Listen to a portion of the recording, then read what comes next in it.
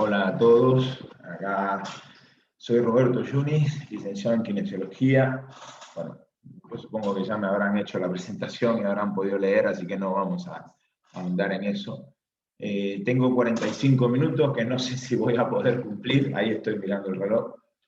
Me pidieron que hablara sobre fascias, especialmente me pareció que hablar sobre síndrome de dolor miofascial puede llegar a encuadrar un poquito mejor sobre la idea que queremos compartir y la información que le queremos hacer llegar. Básicamente la medicina ha tenido en cuenta, si uno habla con médicos, si uno habla con pacientes, la mayoría de los diagnósticos siempre se trazan o se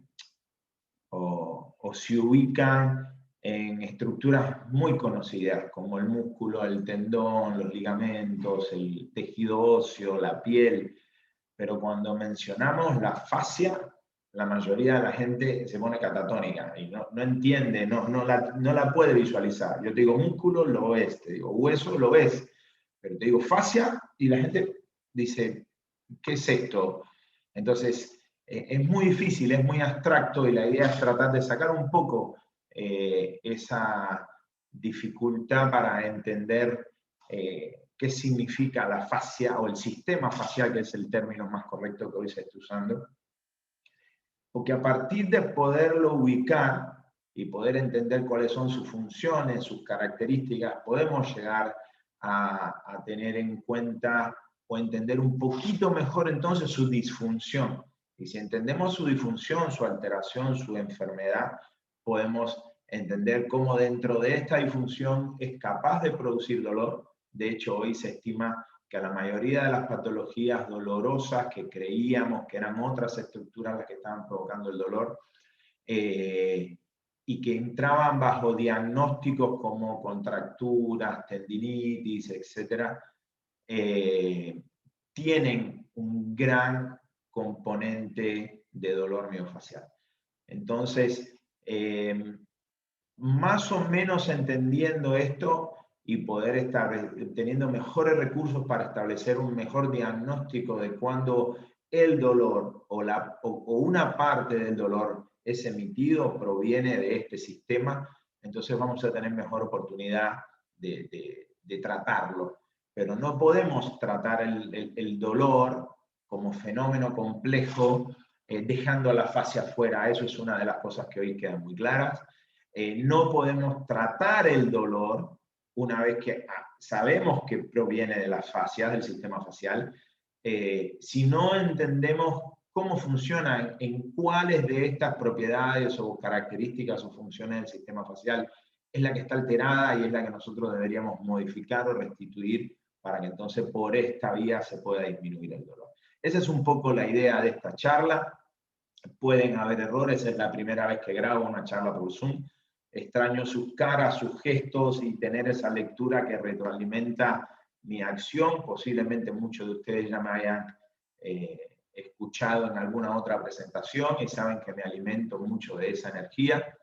Soy bastante histriónico, gritón y sentado solo en mi consultorio frente a la computadora es una situación bastante extraña para mí, pero haremos todo lo posible para poderle hacer llegar los conocimientos. Y decimos el futuro es hoy porque, como parte del título, porque después de 25 años de profesión y de tener otras profesiones y haberla tenido un ejercicio en el cual he combinado técnicas, intervenciones y agentes y todo lo que se le pueda ocurrir, en términos de costo-beneficio, en términos de celeridad en la obtención de resultados, en términos de amplitud de resultados, en términos por dónde lo mires, las terapias que abordan la fascia son enormemente efectivas. Yo estoy certificado, dice los cursos de manipulación facial con el método Esteco, que es un método, una marca registrada, la pueden buscar. Es una familia italiana, especialmente ahí agradezco por cierto a Antonio Esteco, que fue mi profesor, junto con Carla Esteco, que no la conocía en persona, y Luigi Esteco, que son el padre de ellos, el creador del método.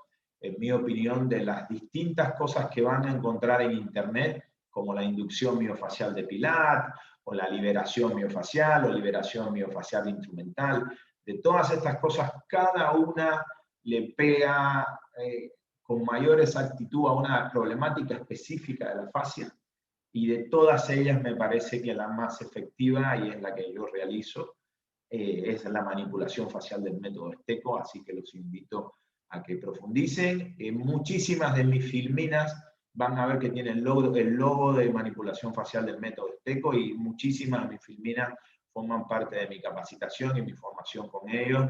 Por eso, por respeto a la fuente, y aprovecho para públicamente dar mi agradecimiento, es que he dejado las personas que me han proveído los conocimientos en un momento específico y la información, para que a la hora de transferírsela a ustedes también sepan la fuente y lo puedan valorar.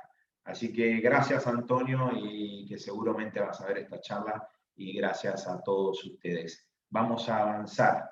El futuro es hoy, perdón, es porque no conozco técnica que tenga la velocidad, que aplique el método científico, que tenga el respaldo científico. Si buscan en PubMed, Cochrane, cualquiera de las fuentes donde está la mayor parte de la investigación actual, y googlean método Esteco o manipulación facial método Esteco, van a ver la cantidad de artículos que salen. Creo que son más de 200 artículos que respaldan. Es uno de los pocos métodos o sistemas de rehabilitación que tiene tanto respaldo científico hoy en el día en el mundo. Por ende, la mayor parte de los comentarios que yo les voy a volcar en esta charla no son ideas, no son teorías, tienen respaldo científico, y cuando así lo sea, lo aclararé. Por supuesto, el conocimiento no es absoluto, la ciencia es dinámica, muchas de estas cosas van a cambiar en el futuro, y simplemente nos adaptaremos a ella, pero el futuro es hoy, porque no puede haber un futuro para la fisioterapia, para el entrenamiento, sin conocer e involucrar en nuestra práctica cotidiana al sistema facial. Y acá la tienen. Esta es una imagen, porque digo, ¿qué es la fascia? Cuando me preguntan, yo les muestro esta foto. Por supuesto, la fascia es bastante más que esto, pero es una imagen muy elocuente para poder entender que la fascia está en todos lados, que esa foto famosa del libro de anatomía, donde se veía una estructura separada de la otra y eran casi siempre preparados limpios, en donde la fascia había sido retirada. Esto es un cadáver fresco con una imagen real de cómo se ve las estructuras una vez que podemos tener acceso a través de la piel. Y esto, cuando tratamos de decir entonces cómo puede doler, conceptualmente, y es que se ha marcado esto y se los presento acá, de que el síndrome de dolor miofacial describe síntomas del sistema muscular, sensorial, motor, nervioso, etc. Pero fundamentalmente que está causado por la estimulación de lo que se considera, y muchos autores usan el término de puntos gatillo miofaciales. ¿Qué son estos puntos gatillo miofaciales? Esto que están viendo acá son capturas de pantalla de la aplicación de manipulación facial, donde está el mapa de los puntos, lo que se llaman centros de coordinación y centro de fusión, que están a lo largo del cuerpo, aproximadamente 400 puntos, en donde cada una de esas estructuras posee características anatómicas en donde se han situado estos centros o estos puntos. En cualquier lugar del músculo se puede producir una densificación, que vamos a aparecer más adelante, la explicaremos, y pueden aparecer ecográficamente esos agujeros negros que son dolorosos a la palpación, duros. Esos son los que se consideran puntos gatillo. Pero más allá de estas presentaciones distintas entre distintos individuos, hay un mapa, hay un patrón con respaldo anatómico luego de estudios de preparados y estudios por imágenes durante muchísimos años, en donde se han ido ubicando con exactitud los lugares donde se presentan estos centros de coordinación, que ese es el lugar dentro de una estructura muscular donde convergen todos los vectores cuando las fibras se contraen y empiezan a traccionar de esa gran matriz de tejido fibroso y de colágeno para tratar de transmitir su acción de forma lineal, como se conocía hasta ahora, con sus inserciones en el hueso, de forma transversal, también sobre las inserciones que tienen los músculos en las fascias, pero también con la conexión que tienen los músculos de forma paralela, lo que se considera transmisión paralela o lateral de fuerzas, en donde una unidad motora o un fascículo o un músculo se empieza a contraer, y esas conexiones laterales llega un momento que conectan, que tensan a la estructura vecina al punto que la activan y provocan también la contracción, y de esa forma se van sumando unidades motoras y se produce de una manera muy precisa y muy coordinada la acción específica de un grupo o de muscular o de varios grupos musculares, el motor principal y sus sinergistas. Toda esa acción tiene un lugar donde todos esos vectores convergen, que se llaman centros de coordinación. Cuando esos centros de coordinación están alterados, la percepción del movimiento se altera y algunas fibras quedan inactivas, otras pueden llegar a quedar sobresolicitadas, y en las zonas cercanas a las uniones músculo-tendinosas es donde se encuentra con mayor frecuencia estas ubicaciones de los centros de coordinación, que son, eso es, a ver, estoy tratando, tengo 45 minutos y esto yo puedo hablar un mes, podría hablar un año, es un curso entero, pero le quiero presentar palabras: dolor miofacial, puntos gatillo, centro de coordinación. Son esos lugares en el músculo donde convergen las fuerzas y garantizan un correcto reclutamiento. Si en ese lugar hay alteración, como adherencia, rigidez, defecto de deslizamiento, se altera la percepción y la coordinación del movimiento, se altera la fuerza, pero sobre todas las cosas produce dolor. Esos centros de coordinación tienen una ubicación específica en el cuerpo y debe conocerse la ubicación precisa, porque determinada valoración motora, determinados gestos, acciones, pueden provocar su actividad y nosotros podemos observar si produce dolores en movimiento, si tiene restricción del rango, si produce incoordinación, etcétera, para determinar su alteración. Y luego con una palpación, con una valoración palpatoria, se puede corroborar su estado, se puede saber si esos puntos están maleables, dúctiles, con el deslizamiento correcto, o sin embargo se encuentran tensos, dolorosos, rígidos, con dificultad en el deslizamiento. Entre la valoración motora y la valoración palpatoria se crea finalmente el diagnóstico si hay una alteración de ese punto, y entonces se hace un proceso ordenado de revisión, la selección de cuáles son los puntos que se deben tratar. Los centros de fusión están más cercanos a los retináculos y a los pasajes tendinosos, por ende muy cerca de las articulaciones, no en la unión músculo-tendinosa como suelen estar los centros de coordinación. Y tiene sus características específicas, dado que la densificación y el defecto de deslizamiento de estos puntos puede no solo dar dolor en ese lugar de percepción del dolor, sino también pueden estar explicados por la alteración de por lo menos 2 o 3 de los centros de coordinación, que son las estructuras musculares dueñas de los tendones que deslizan por debajo de ese retináculo y que mueven esa zona de la articulación. Por ende, hay que abandonar este concepto antiguo, ese modelo biomecánico de planos y ejes y de estructuras aisladas, en la que solo las acciones del músculo se transmiten de forma lineal a través de su tendón al hueso. Hay que invitar nuevos conceptos como la transmisión lateral de fuerza, como lo que dentro del método Esteco se considera la unidad miofacial, que es no solo el músculo o la, como dice la unidad motora, la alfa motoneurona, su axono y la fibra esquinerva. Acá la unidad miofacial es un poco más amplia, puede involucrar distintas unidades motoras, o sea, los músculos monoarticulares que mueven esa articulación, los músculos biarticulares que mueven esa articulación, todas las estructuras articulares, cápsulas, ligamentos, retináculos, etcétera, su tendón, las vainas, las estructuras nerviosas, las estructuras musculares. Esa hoy se considera la unidad miofacial, y cuando hablamos de disfunción del sistema facial, no hablamos del modelo biomecánico antiguo de la estructura lineal músculo, tendón, inserción en el hueso. Hablamos de la afectación de un movimiento específico, por ejemplo, el movimiento hacia adelante, la antepulsión o el movimiento hacia atrás, lateral, que se llama lateromotion, o el movimiento de extensión, como se conocía antes, que se conoce en nuestro lenguaje como la retromotion.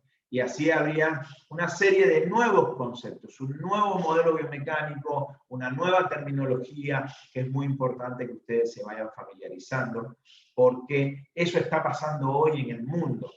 Hay 4 o 5 cabezas, Robert Scheidt en Alemania, Pilat en España, la familia Esteco en Estados Unidos e Italia.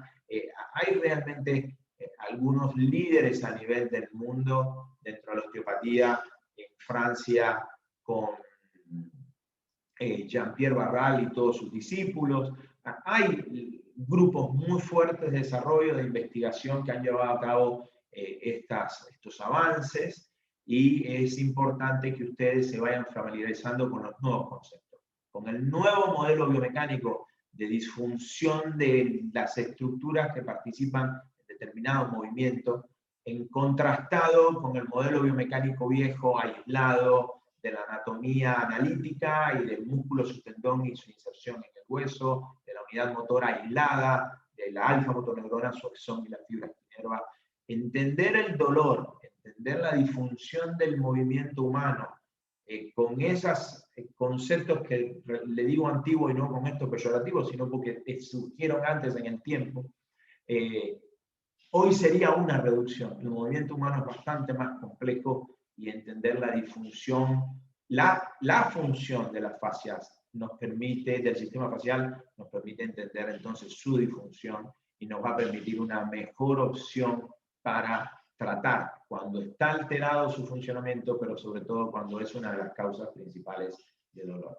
Por ende, más de 400 puntos, tantos nuevos conceptos, implican estudios, sacrificio. Yo se lo presento, están disponibles en internet, muchísimos artículos. Lean los libros de inducción miofacial de Pilat, lean los libros de manipulación facial de Esteco, están publicados en nuestro idioma, y les va a empezar a ayudar a avanzar significativamente en estas nuevas técnicas.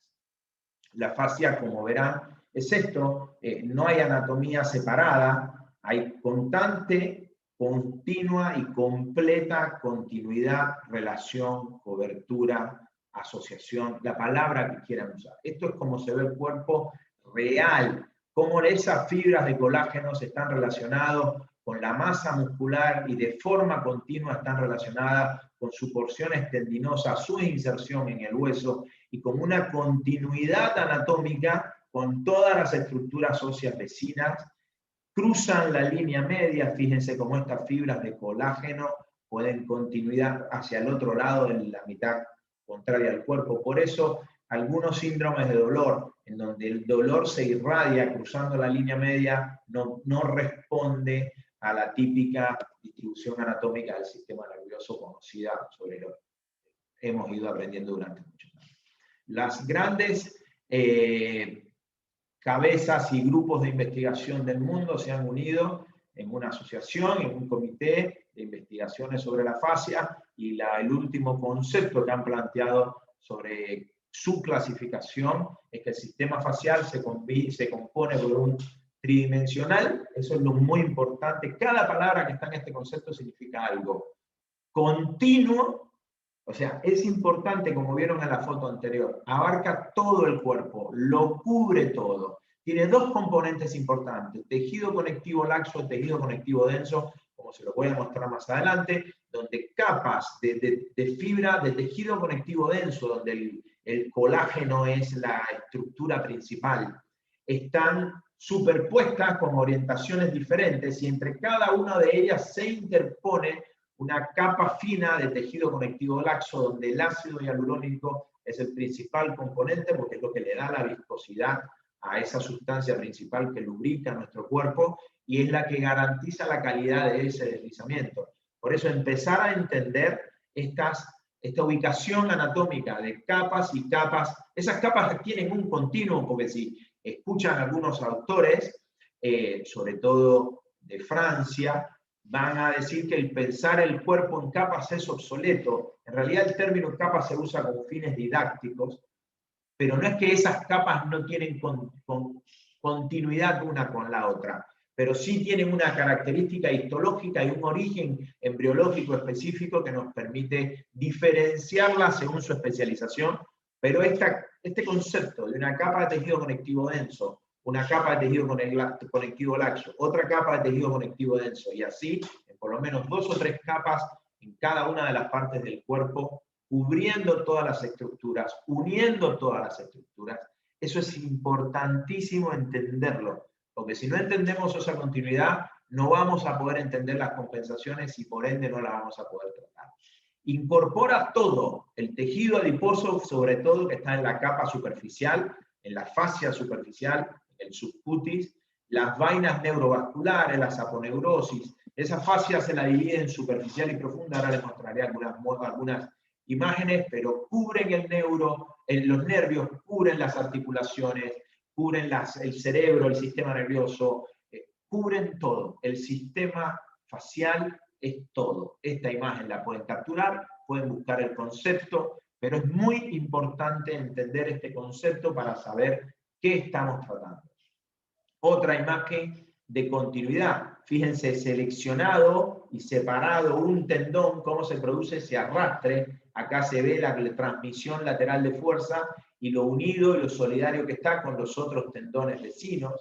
Fíjense acá, estructuras vasculares y nerviosas, cómo están totalmente solidarias tanto con las fascias superficiales, que es el tejido adiposo, la dermis, el celular subcutáneo, la fascia profunda. Fíjense cómo perfora y atraviesa y cubre la fascia absolutamente todas las estructuras. Por ende, adormecimiento de las manos, dolor de cabeza, alopecia, todas esas sintomatologías hoy suelen ser relacionadas con atrapamientos periféricos de estos tejidos nerviosos, vasculares, etcétera, sobre todo las fibras superficiales, o sea, cada fascia, la fascia superficial alberga determinadas estructuras y produce un determinado tipo de dolor, por eso el edema, la alodinia, la hiperalgesia, una serie de características de la disfunción facial puede estar atribuida a la disfunción de la fascia superficial y los defectos de deslizamiento, acortamiento, déficit de rigidez, de elasticidad, etcétera, están relacionados con la alteración de la fascia profunda. Es muy importante que acá lo que estamos en esta filmina es casi increíble que los textos más importantes del mundo relacionados con la traumatología, con la ortopedia, con la neurología, cuando se refieren al dolor miofacial, ni siquiera mencionan la fascia. O sea, no se la ha tenido en cuenta. Hablamos de dolor miofacial y sin embargo dejamos la fascia fuera. Y hablamos de las inervaciones tendinosas, de la fisiopatología del tendón, del músculo, de lo que quiera, menos de la fascia. Entonces es importante darle su nuevo protagonismo y tratar de que estos avances de la ciencia, estos descubrimientos, se incorporen a los textos clásicos, que es donde todos vamos a buscar, desde Guyton, Rubier, no sé, Testudo, donde empezamos cuando estamos en primer y segundo año de la facultad, vayan incorporando progresivamente y actualizadamente los conceptos que hablan sobre la fascia, su anatomía, su función, su disfunción y su tratamiento. Esto es una imagen más que me pareció relevante, fíjense, rebatida la fascia superficial como una vena, discurre completamente por dentro de esa estructura.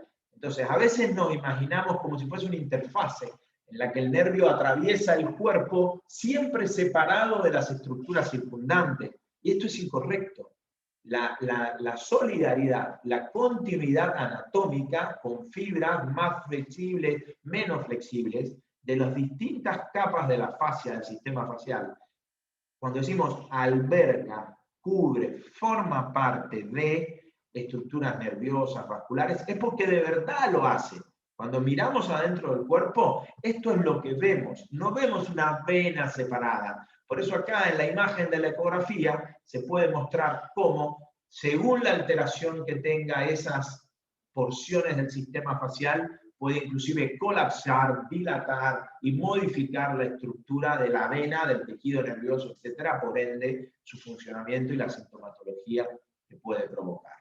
En definitiva, si hiciésemos un corte a cualquier lugar de la piel, lo levantamos y lo vemos, lo que vamos a estar observando es esto. La dermis, con sus distintas capas, por debajo de lo que llamamos la fascia superficial, que tiene estas tabiques, que tiene la característica de ser verticales, siempre entre cada una de ellas una capa de tejido conectivo laxo, y después aparece la fascia profunda. La fascia profunda tiene dos divisiones que la vamos a ver ahora, una clasificación considerada como aponeurótica y otra como epinicial, pero básicamente ya la vamos a explicar. Tenemos piel, fascia superficial, fascia profunda. Ah, ya, me fui. Esa fascia profunda, estos tabiques oblicuos, son los que explican que si yo profundizo y me solidarizo con la piel y la muevo hacia un lado, voy a sentir un deslizamiento y un freno. Un deslizamiento y un freno, y eso va a estar explicado por el movimiento y el alcance de la longitud final de esos tabiques. Eso es lo normal, por ende cuando nosotros valoramos con la palpación esas estructuras, nos fijamos que cada una de esas capas tenga su turgencia, su trofismo, su deslizamiento, su temperatura correcta o no, para entonces decidir cómo tratarlo. Es importante saber que los endomicios y los perimicios, estos tabiques que vemos acá, junto con el epimicio, forman parte de esa fascia profunda. Y si yo acá tuviese un músculo y otro músculo, cada una con su fascia epimicial, con su estructura circundante, entre ellos siempre voy a tener esa interfase de tejido conectivo laxo, que es lo que permite el correcto deslizamiento. Deslizamiento, acuérdense de esa palabra, esa es la palabra nueva. La alteración del deslizamiento, la densificación de la sustancia principal, es lo nuevo, eso es lo que se pueden tener o lo se deberían llevar, entre otras cosas, de esta charla. Si lo miramos y rebatimos la dermis y empezamos a entrar en profundidad, vamos a ver la fascia superficial, como vieron en la imagen anterior, sobre todo caracterizado por ese tejido adiposo. Van a ver la fascia profunda, en la que va a haber esas capas duras, fibrosas, de fibras gruesas de colágeno, que dentro de la clasificación de fascia profunda se la considera como fascia aponeurótica, ahora lo vamos a profundizar, y por debajo de ella, cada músculo relacionado, envolviendo específicamente a cada músculo, la fascia epimicial. Y si pudiésemos hacer un corte acá, como hicimos en la imagen anterior, esta sería la fascia epimicial que estábamos viendo en la imagen detrás. Por dentro del músculo van a ver los perimicios y los endomicios, que forman parte de esa misma clasificación dentro de fascia profunda, aponeurótica epimicial. La epimicial contiene a los perimicios y a los endomicios. Ese es el concepto, porque además todo eso tiene una continuidad absoluta y cubre absolutamente todo. Entonces, la fascia aponeurótica, y eso los va a llevar directamente con la imagen siguiente, se van a dar cuenta, es como que son bien definidas, gruesas, duras, que contienen en su lugar a un grupo muscular o a varios grupos musculares y sirven de inserción a músculos anchos. Cuando piensan en músculos anchos, piensen en el dorsal ancho, piensen en el glúteo mayor, como esos músculos anchos que se creen que el glúteo mayor actúa sobre el fémur. Ahora les voy a mostrar una imagen increíble, y creemos que es extensor, abductor, y según la oblicuidad de las fibras también puede participar en la rotación de la articulación de la cadera. El 80% de las fibras del glúteo mayor insertan en la fascia de la cintura tibial, la fascia aponeurótica, y esta se transmite hasta la pantorrilla, hasta el pie. Entonces, imagínense que lo que creíamos en el modelo biomecánico antiguo, que el músculo glúteo mayor accionaba sobre una articulación, el modelo biomecánico nuevo hace que casi que trabaja más para la rodilla que para la cadera. Y eso es lo nuevo y esos son los conceptos que tenemos que estar abiertos. Por eso, estas fascias aponeuróticas están ubicadas superficiales a la epimicial, o sea, como que la cubren, y sin ver de inserción a estos músculos anchos, porque a través de ella pueden transmitir sus fuerzas a la distancia. Las más famosas, la fascia toracolumbar, la fascia lata, que acá se las presento. Esto es una espalda con la fascia superficial rebatida. Miren las distintas capas de fibras de colágeno superpuestas. Acá arriba estaría el dorsal ancho que está arribando y estas son todas las inserciones del dorsal ancho en la fascia toracolumbar y esta es la porción de la cintilla iliotibial dentro de la fascia lata donde nuevamente se ven las fibras de colágeno perfectamente identificables formando capas de distinta orientación. En una ampliación de la cintilla iliotibial, es la misma foto anterior más ampliada, van a poder ver con más especificidad estas capas. Cada una de esas capas responde a una inserción a una secuencia específica de grupos musculares que producen una acción determinada en una orientación específica del espacio. Si el deslizamiento entre cada una de esas capas no es correcto, cuando uno de ellos se acciona, tracciona y mueve absolutamente todo el bodoque, sin el deslizamiento correcto y la diferenciación selectiva de cada uno de los movimientos. Por ende, en esas situaciones es lo que nosotros, es una de las cosas que consideramos que la fascia está disfuncional. En las fascias aponeuróticas, esta orientación entre las fibras, fíjense que rondan los 75-80 grados acá, algunas están hasta 90 grados una de otras. Si vamos a la fascia epimicial, van a ver, este es un glúteo mayor, van a ver claramente, o sea, rebatida una capa, van a ver por debajo cómo esta fascia epimicial se relaciona más con una estructura, con un grupo muscular específico. Lo recubre y, por supuesto, tiene conexiones con las fascias epimiciales de los músculos adyacentes. Esto en un momento se creyó que eran variantes anatómicas, pero las investigaciones por imágenes y con preparados anatómicos han empezado a demostrar estabilidad en su hallazgo y hoy se las considera constantes, no variantes anatómicas, y muchas de estas uniones son los que forman parte de los famosos centros de coordinación, porque es la conexión que tienen dos músculos adyacentes y son capaces de comunicarse y de entender qué acción, cuál es el estado de contracción o de estiramiento que tiene el músculo vecino, por ende poder regular su cantidad de contracción o su cantidad de estiramiento. Por ende, fascia aponeurótica gruesa, más superficial, insertan músculos anchos, transmiten sus fuerzas a distancia. Fascia epimicial un poco más profunda, más simple, más fina, abraza fundamentalmente a grupos musculares específicos. Acuérdense que alberga a los perimicios y a los endomicios.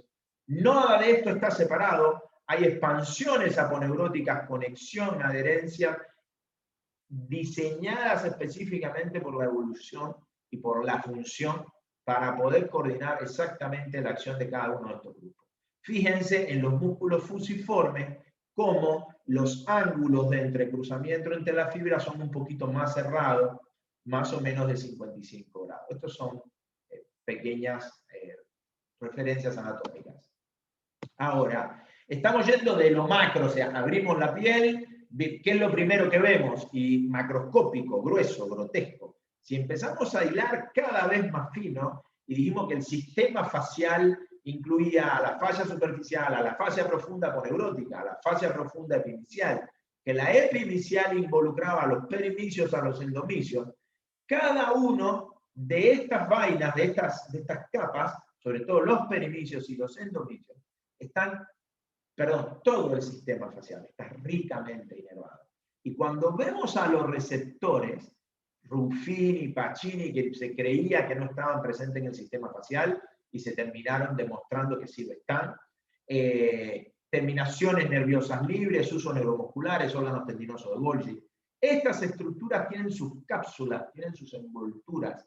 Esas envolturas, esas cápsulas, forman parte del sistema facial, están totalmente solidarios al sistema facial, como pueden observar acá, y tienen continuidad absoluta, con la misma característica, que tienen pequeñas envolturas de tejido conectivo laxo que los aísla parcialmente de lo que está sucediendo en su exterior, y según la función de cada uno de esos receptores tienen un umbral determinado de activación. O sea, tiene que permitir una determinada cantidad de deslizamiento para entonces ser arrastrado y activarse, o poca, y sentir como los usos neuromusculares que el más mínima variación de longitud de la estructura ya activa el uso y el uso emite su señal. De hecho, están activos siempre, pero emiten la calidad y la cantidad de señal para esa longitud específica. ¿Qué hace que esa señal se vaya? Esa señal vuelve con una actividad refleja, garantizando en el caso de los usos el grado de contracción de fibras específicas que están dentro de su arco reflejo. Entonces, es importante cuando hablamos de sistema facial, desde lo macro hasta lo microscópico, entender que la continuidad es absoluta, que todas las estructuras macroscópicas, venas, arterias, articulaciones, ligamentos, cápsulas, forman parte y están unidas en esa continuidad absoluta, pero también a nivel microscópico, los receptores Ruffini, Pacini, usos neuromusculares, órganos tendinosos de Golgi, terminaciones nerviosas libres, están insertos totalmente dentro de ese sistema facial, componiendo ese sistema facial y componiendo las funciones correctas o alteradas de ese sistema facial. Por ende, todas estas características son posibles blanco de los tratamientos, como verán después. Esas inserciones, esas comunicaciones, como les expliqué, esto lo vamos a pasar rápido, tienen uniones específicas a lo largo del cuerpo donde se han ido ubicando los distintos centros de coordinación. Retrotalo, ese es el movimiento hacia atrás de la región del segmento del talón, de la pantorrilla. Entonces, como determinados músculos que se creían independientes, como el gastrocnemio y el sóleo, tienen inserciones, tienen expansiones aponeuróticas que garantizan su continuidad.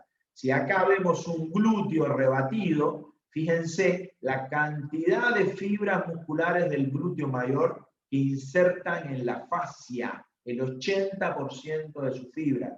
Y los músculos más sencillos del cuerpo insertan por lo menos un 30% de sus fibras en la fascia.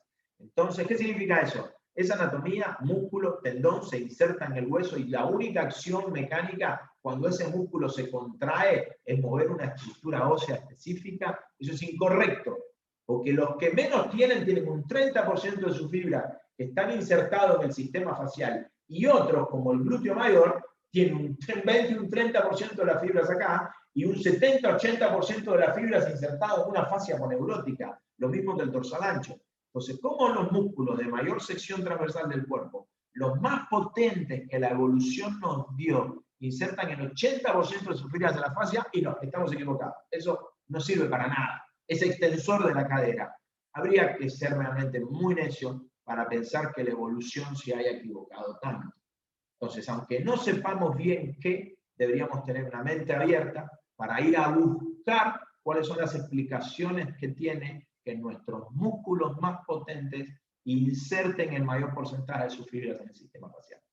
Entonces, ahí nos va a abrir la cabeza así, ¡boom! Nos va a estallar la cabeza y nos va a cambiar absolutamente todos los conceptos con los que entrenamos, rehabilitamos, esos millones y millones de ejercicios de camilla, de cuádriceps para el fortalecimiento aislado del cuádriceps, tiene su lugar, pero señores, debe ser complementado con otras estrategias de reeducación motora significativamente más amplias.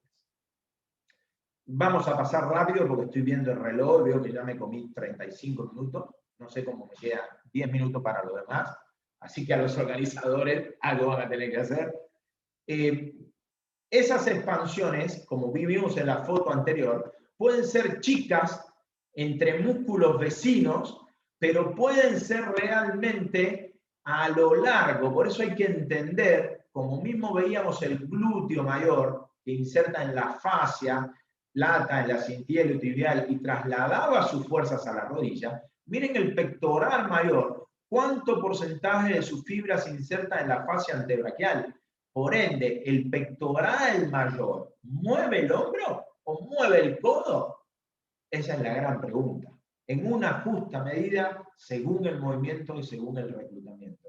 Pero ya es obsoleto pensar el pectoral mayor y la patología que pueda albergar no tiene influencias en estructuras cercanas como el codo o inclusive lejanas como la muñeca y los dedos de la mano. Esto es la realidad. Esto es lo que se ve cuando se mira el cuerpo adentro. Acá otro ejemplo. Este es el glúteo mayor. Fíjense, insertando en la fascia lata. Pero esta es la foto que le había mostrado hoy.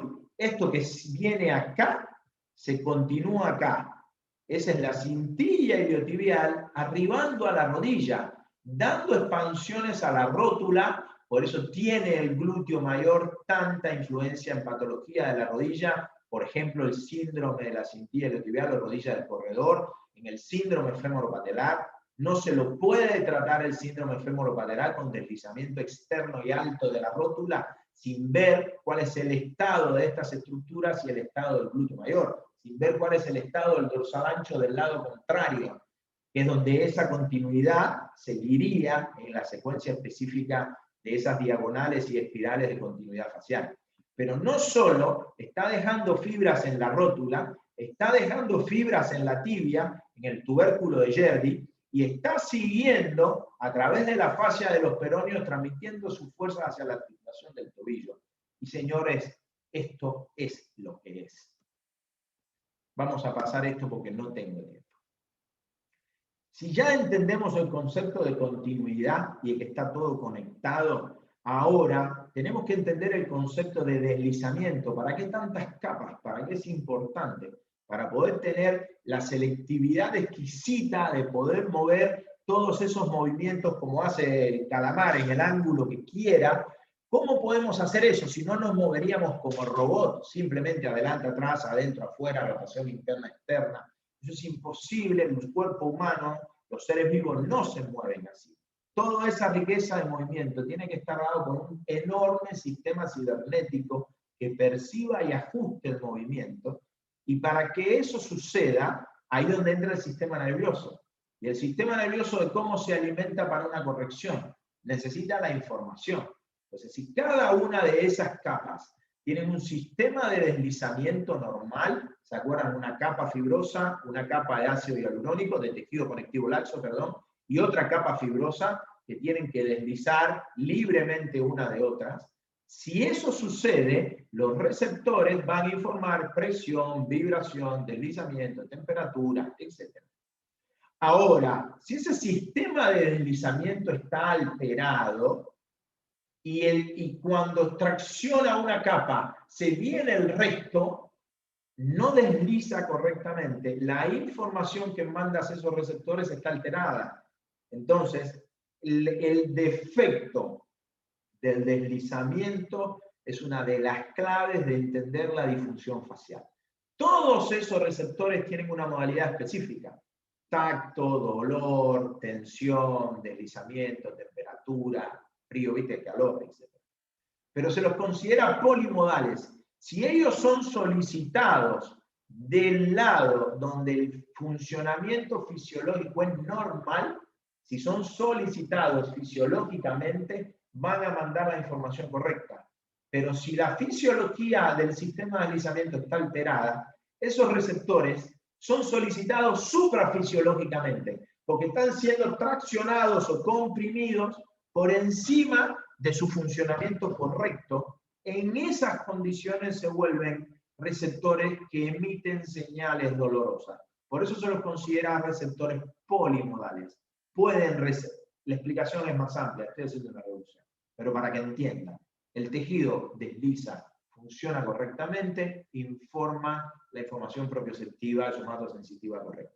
Si está alterado, informan el dolor. Por eso, muchos de estos pacientes tienen estudios radiológicos normales, en los que la resonancia o qué sé yo no dice nada, o el peor error es que se le hacen estudios radiológicos en que los hallazgos son hallazgos radiológicos típicos de la franja etaria y del estilo de vida, deshidrataciones de los discos, rupturas degenerativas de los meniscos, etc. Lesión leve o parcial del manguito rotador y dice, el dolor viene de ahí. Y eso es una reducción.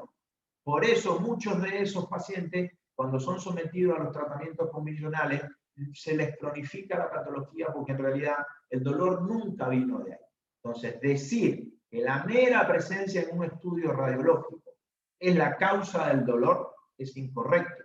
Lo que es plausible en salud debe ser sometido a comprobación. Hay una valoración motora, una valoración tratatoria, hay una serie de interrogatorios, exámenes que se le realizan para concluir si esa estructura está participando en ese eje de dolor.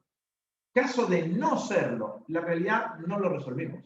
O se resuelve solo o no se resuelve nunca. Entonces es muy importante entender que en el caso del síndrome de dolor miofacial, no necesariamente es el dolor que proviene de la lesión estructural, de la distensión, desgarro, ruptura, fractura, fisura. No, es un dolor que puede provenir de la lesión estructural, porque te podés cortar con un clavo, con un cuchillo, pero en caso de no haber trauma, de no haber ruptura, de no haber sutura, de no haber incisión, de no haber hematoma, no hay lesión estructural, y la persona tiene hiperalgesia, alodinia, dolor masivo, difuso, no lo entiende, no lo puedes explicar, piensa en la fascia, porque la disfunción de la fascia de su longitud, o sea, plasticidad, elasticidad, deslizamiento, etcétera, pueden solicitar una actividad suprafisiológica o alterada de los receptores y de ahí venir la explicación del dolor, producto de la disfunción y no de la ruptura. Esto adelante. Voy a adelantar como loco porque ya llevo 45 minutos. Por supuesto, la fascia tiene células que les son características. Las famosas son los fibroblastos, productores del colágeno. Después fue un gran boom cuando se descubrieron que había una especie de estos fibroblastos, los miofibroblastos, que ante determinados estímulos específicos, sobre todo, y lo nuevo, busquen a Robert Shade y vean sus investigaciones sobre fascia y emociones, como determinados mediadores químicos relacionados con el estrés y con la emoción son los que pueden provocar la actividad de estos miofibroblastos, y esta fascia literalmente se puede contraer. Por supuesto, no a la velocidad ni en la magnitud que se contrae un músculo, pero pensarla inerte e inmóvil y que no reacciona es obsoleto. Hoy hay que pensar en la dinámica continua, viva, reactiva estructura que participa en nuestras funciones. Por ende, cada una de estas células que le son características tienen una función específica. Lo nuevo, lo interesante, busquen la actividad de los miofibroblastos, y los fasciocitos es una también especialización específica de un tipo de células que son los responsables, se lo demostró esto, busquen los estudios de Carla Esteco, en sintetizar el ácido hialurónico.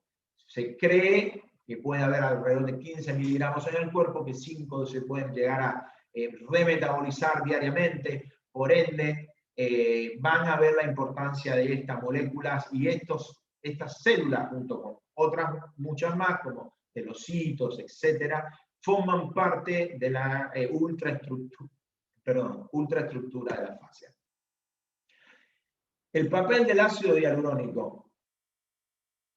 Si buscan en internet, si me buscan en Facebook, como ven abajo, estoy como Siret Roberto Yunis en Facebook, en Instagram, van a ver unos videos. Hay un video, para no explicarlo acá, que lo pueden ver como soporte, que hablo sobre flexibilidad. Estás corto, necesitas estirar, y explico fenómenos como la plasticidad, la elasticidad, la viscoelasticidad, etc.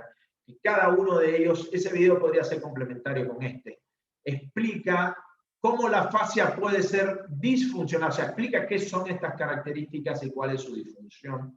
Por ende, no lo voy a explicar acá. Lo que entendemos como acortamiento, falta de elasticidad, etcétera, revísenlo en ese video. Acá me voy a centrar en el ácido hialurónico. Capa de tejido conectivo denso, capa de tejido conectivo laxo, capa de tejido conectivo denso. Esa capa de tejido conectivo laxo, que tiene una serie de componentes, agua, hay un montón de estructuras de componentes, una de ellas es el ácido hialurónico. El ácido hialurónico, como dice, es un polímero carbohidrato grande, notablemente simple, que tiene la capacidad de asociarse con el agua. Pero ¿cuál es el problema? Cuando la fascia está con su funcionamiento correcto, debidamente hidratada, etcétera, esas moléculas se mantienen en un largo específico de cadena y tienen una asociación correcta o perfecta con el agua, lo cual la viscosidad de esa sustancia principal se mueve hacia su estado sol, que es el más acuoso, donde tiene menor viscosidad y un perfecto deslizamiento. Para determinadas acciones, como la sobrecarga fisiológica, los procesos inflamatorios, el frío, las inmovilizaciones prolongadas, tienen propiedades tisotrópicas, ¿viste? Como el ketchup, que si vos lo sacudís, lo batís, se licúa y lo servís más fácil, y si lo tirás ahí arriba de la mesa, lo dejás quietito, se vuelve pegajoso, se vuelve duro, como la miel, que si la enfrías se pone densa y la querés servir con la cuchara y no cae, y sin embargo la pones a baño de María y la servís así y chorrea de forma más líquida.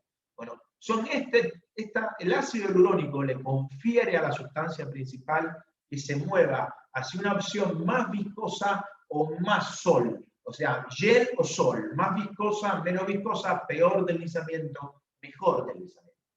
Por ende, es casi determinante el rol del ácido hialurónico dentro de la funcionalidad de la fascia.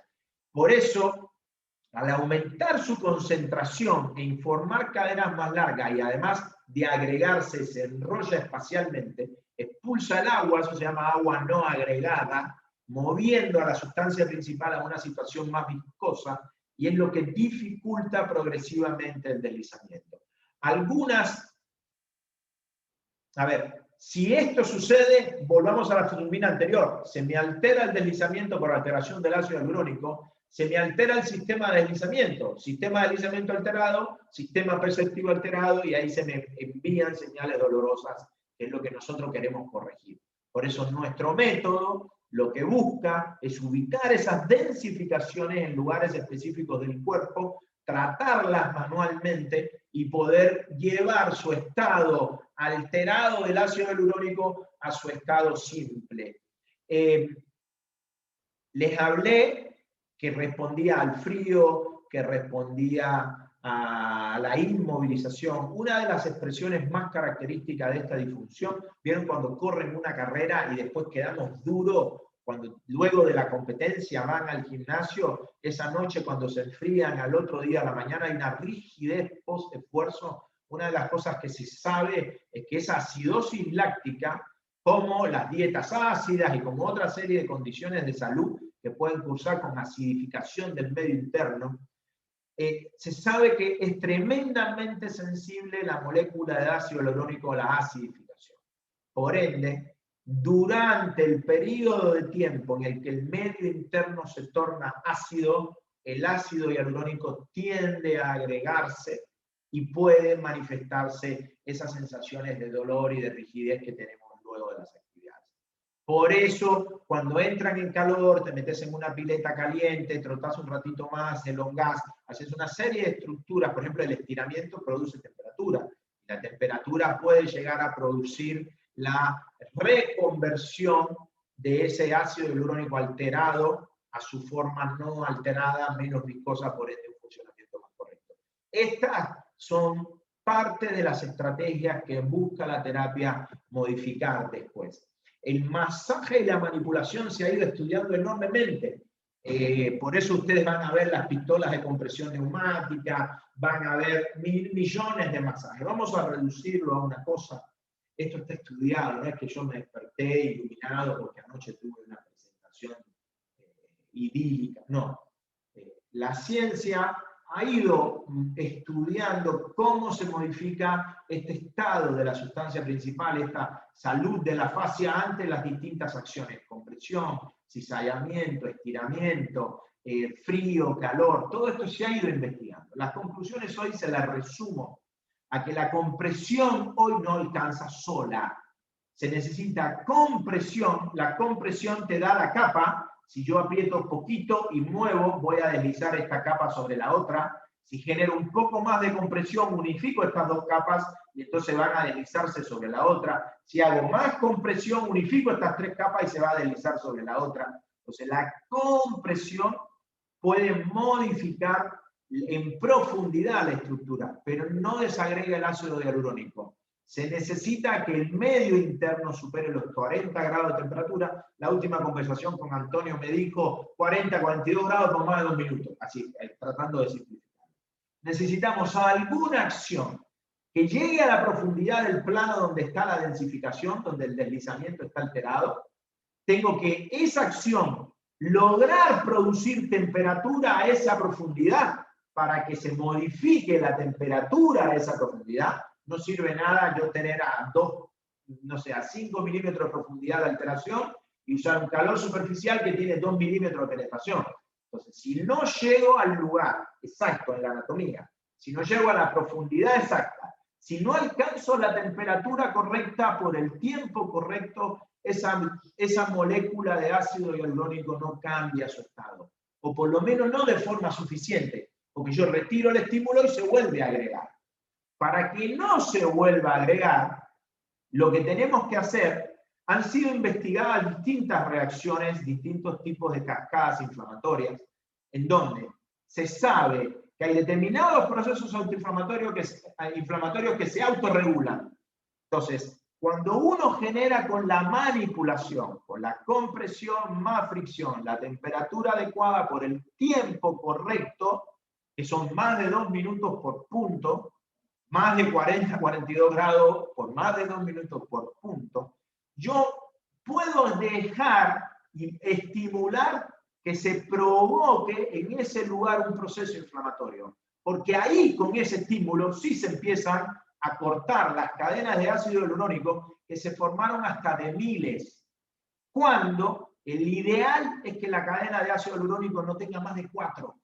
Entonces, ¿qué es lo que busca la manipulación facial? Generar esa estimulación para que se desate un proceso inflamatorio que cuando yo saco la mano y retiro mi acción bajo la acción de la hialuronidasa, que es una enzima que se segrega durante ese proceso inflamatorio, tiene su resolución autónoma. El cuerpo sigue trabajando solo. Entonces la hialuronidasa corta cadenas largas de ácido hialurónico y se inhibe cuando empieza a contar cadenas de 4.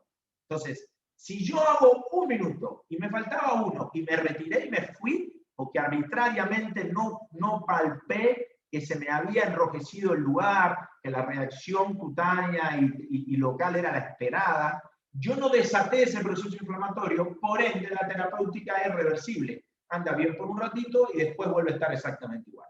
La única manera en que podemos tener resultados significativos y notorios es que nuestra terapéutica manual provoque los cambios específicos en el lugar correcto para que se desate este tipo de proceso inflamatorio que se autogestiona y que se autolimita.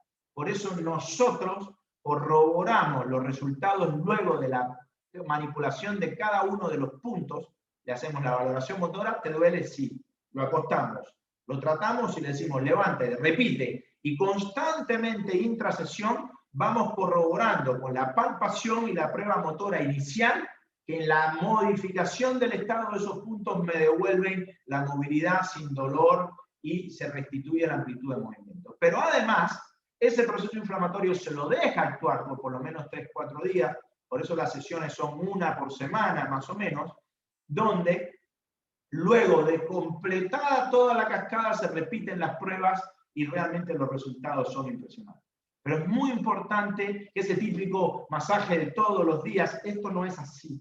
La manipulación facial es una técnica específica, de base científica, que tiene intervenciones muy precisas. Estoy hablando dentro de áreas de 1 centímetro o 2 de tamaño, no más que eso.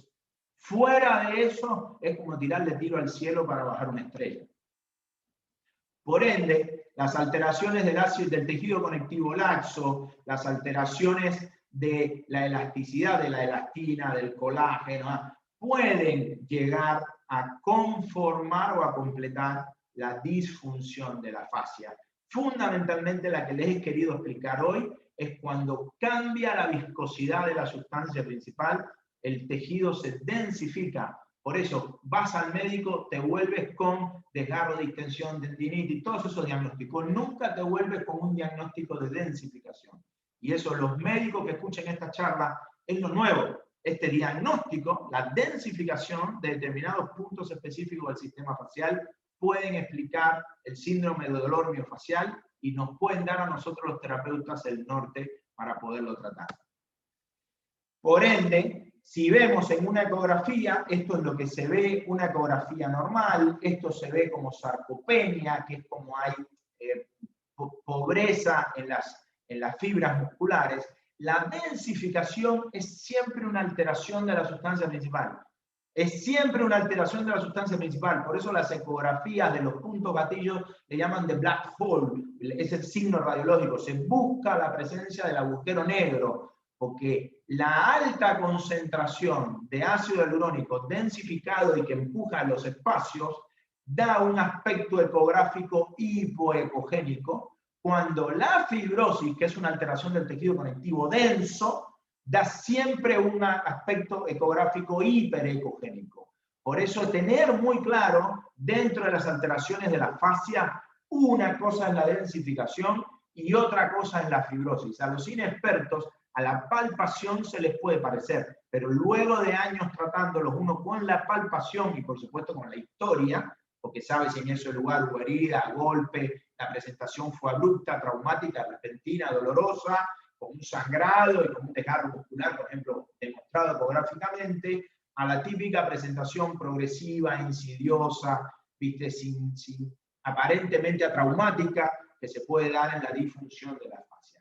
Pero es muy importante saber que fibrosis es una cosa, alteración del tejido conectivo denso, proliferado, se mezcla y me divide las capas, esas capas que deberían funcionar libremente, la penetración del tejido conectivo denso la solidifica, impide el natural deslizamiento. Sin embargo, en la densificación es un aumento de la viscosidad de la sustancia principal y eso es lo que se produce en la alteración funcional. Vamos a correr. ¿Cómo llegamos al diagnóstico? No es sencillo. La sesión nunca, del tratamiento, perdón, nunca se empieza sin una evaluación previa. Y esa evaluación previa dura nunca menos de 45 minutos, una hora. Entonces, el paciente que ingresa al servicio tiene siempre consulta de recepción y esa consulta de recepción se aplica a esta ficha técnica en donde verán, se evalúan el sitio de dolor, los dolores concomitantes, si tiene irradiación a la cabeza, dolor de cabeza, migrañas, adormecimiento de los dedos de la mano, adormecimiento de los dedos de los pies, dolores previos, antecedentes de trauma, de cirugías, etcétera, de fracturas. Por el otro lado, alteraciones, disfunciones internas, la postura, o sea, hay un análisis completo del paciente, con una anamnesis completa, dándole a cada lugar una localización, qué lado del cuerpo, cuánto tiempo hace que sufre, la forma de presentación, la escala analógica de dolor, si el patrón es constante o recurrente, cuáles son los movimientos que lo provocan. De esa forma se establece, dentro de esos 400 puntos que ustedes vieron, empezamos a establecer ejes. Entonces se selecciona el lugar más antiguo de dolor, donde se cree que puede ser el origen, y se pasa a la valoración motora luego de haber establecido una hipótesis. Decimos, es una hipótesis ascendente o descendente. Esguince de tobillo hace 10 años, con, no sé, ruptura de cruzado hace 5, pubalgia hace 1 año, pubalgia y lumbalgia hace 1 año, 2 años para acá. Decimos, bueno, el camino de las compensaciones empezaron con la disfunción de una articulación distal, progresó a articulaciones proximales y se tuvo una hipótesis de una secuencia o de una progresión ascendente. Distinto de, por ejemplo, lumbalgia, seguido de pubalgia, seguido de patología en la rodilla, esguince múltiple tobillo. Entonces ahí podemos decir que fue una patología descendente, una hipótesis de las compensaciones se produjeron de forma descendente.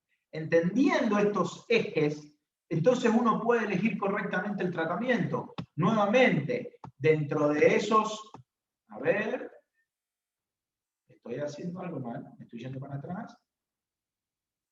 Espérense, empecé a hacer lío como no era. Llegar a esta hora sin hacer lío era imposible.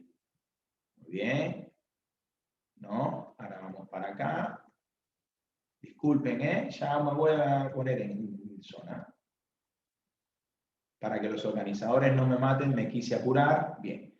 Entonces, luego de haber completado esta ficha, anamnesis completa, hipótesis, valoración motora, valoración palpatoria, recién ahí decidimos cuál es el tratamiento que se va a realizar. Por ende, ¿por qué esto no avanza para donde yo quiero? Ahora sí. Por ende, de todos estos 400 puntos a nosotros se nos empieza a simplificar. Y por ejemplo, si el dolor principal termina siendo, por decir, a nivel de la cadera, nosotros se hace una palpación transversal, se palpan los puntos de la retromotion, de la lateromotion, de la extrarrotación, y en función del más densificado, luego se lo elige y se lo palpa longitudinalmente. Por ejemplo, la retromotion fue el más densificado a nivel de la cadera, entonces se busca el estado de los puntos por encima, por debajo. La retromotion a nivel lumbar, a nivel torácico, en el nivel de la rodilla, a nivel del calcáneo, del pie. Cuando se logró ubicar de esa secuencia los peores puntos, entonces se ve el estado de los puntos antagonistas. Si de la retro, la antagonista es el ante.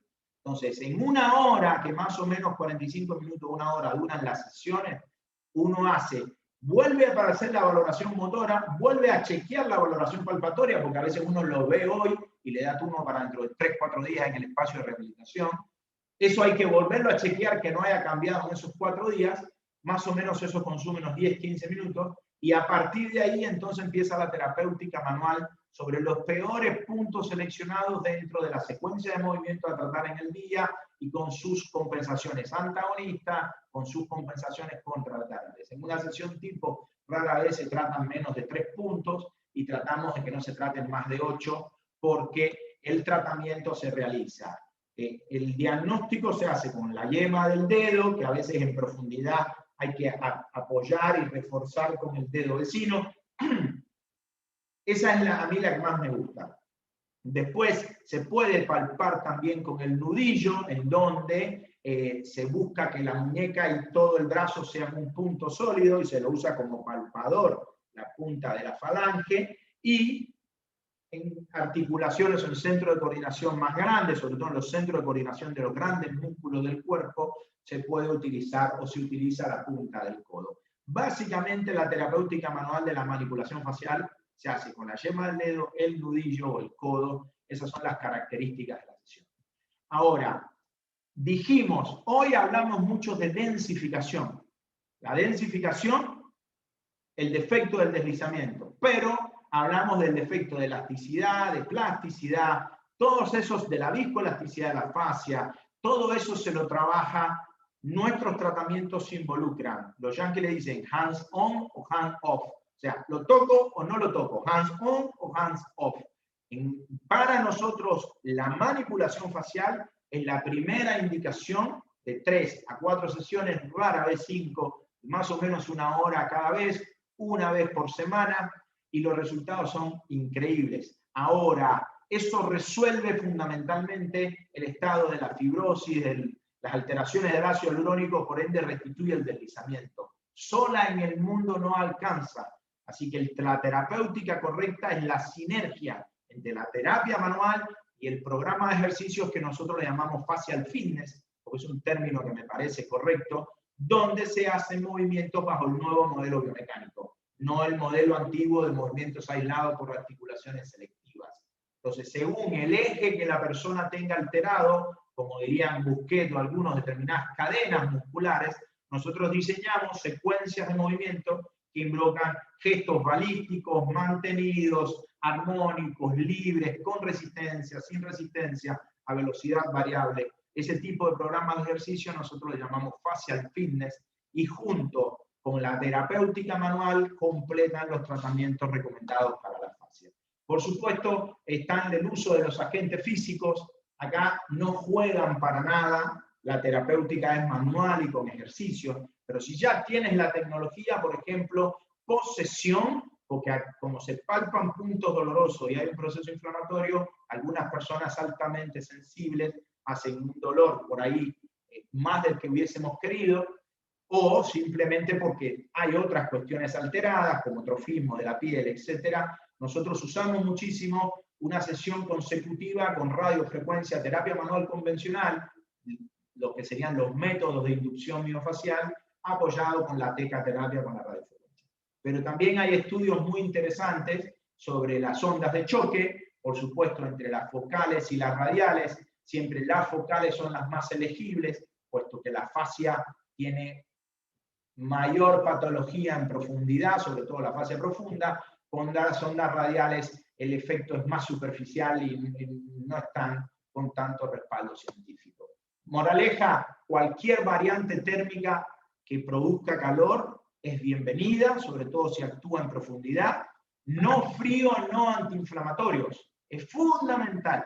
No frío, no antiinflamatorios. Acuérdense que estamos provocando un proceso inflamatorio que se autorresuelve. Entonces, si lo cortamos con antiinflamatorio, no solo nos rompe la escala analógica de dolor que estamos usando para constatar la evolución, sino que además nos echa a perder el efecto deseado en el tiempo. Los resultados son increíbles, increíbles. Esto es muy burdo. Rango de movimiento, un paciente con una sinovitis activa, luego de 2-3 puntos dentro de la misma sesión. Esto, fíjense cómo puede llegar a progresar la flexión, el rango de movimiento de la flexión de la rodilla. Fíjense la flexión pasiva al inicio de la sesión y la flexión pasiva al final de la sesión. Fíjense la elasticidad, la longitud de los isquiotibiales de la cadena posterior comparado con la misma cadena luego de la sesión. Acá es donde espero no hacer macana. Perdón. En neurología, esto es un paciente espástico.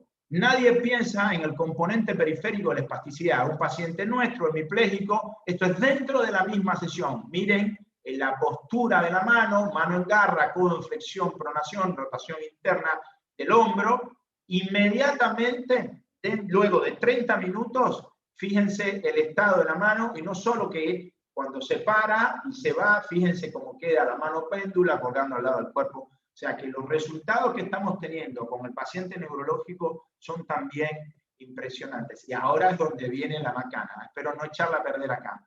Acá vamos a compartir. A ver, creo que sí. Muy bien.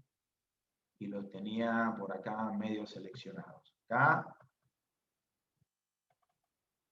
Vamos a ver si se ve. Esto lo tengo que cerrar. Bueno, no lo cerré. Vamos a ver si me lo tapa el video. Ahí está. Este es un paciente, 40 años, médico, urólogo, síndrome doloroso del hombro, luego de tan solo 2 sesiones. No solo restitución del rango de movimiento, sino restitución completa de la fuerza en todos los ángulos, en todas las direcciones. Lo van a ver, esto lo hago ágil para que vean. Muy bien.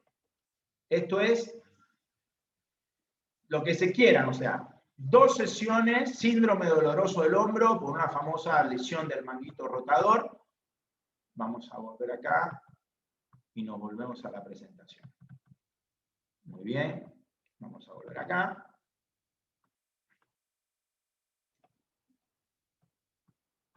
Y ahora sí. Y esto supuestamente es el muchas gracias. Espero que haya salido y que no se me haya echado a perder. Resultados impresionantes, impresionantes en traumatología, medicina del deporte, neurología. En tan solo de 3 a 5 sesiones, todas las investigaciones que vean en la ciencia van a ver que nunca tienen más de 3 sesiones, 4 sesiones. Poner es altamente efectivo, es para que lo consideren. Es enorme el campo, me van a matar 1 hora 10, no sé cuánto llevo. Así que nada, muchísimas gracias por su paciencia. Les mando un saludo.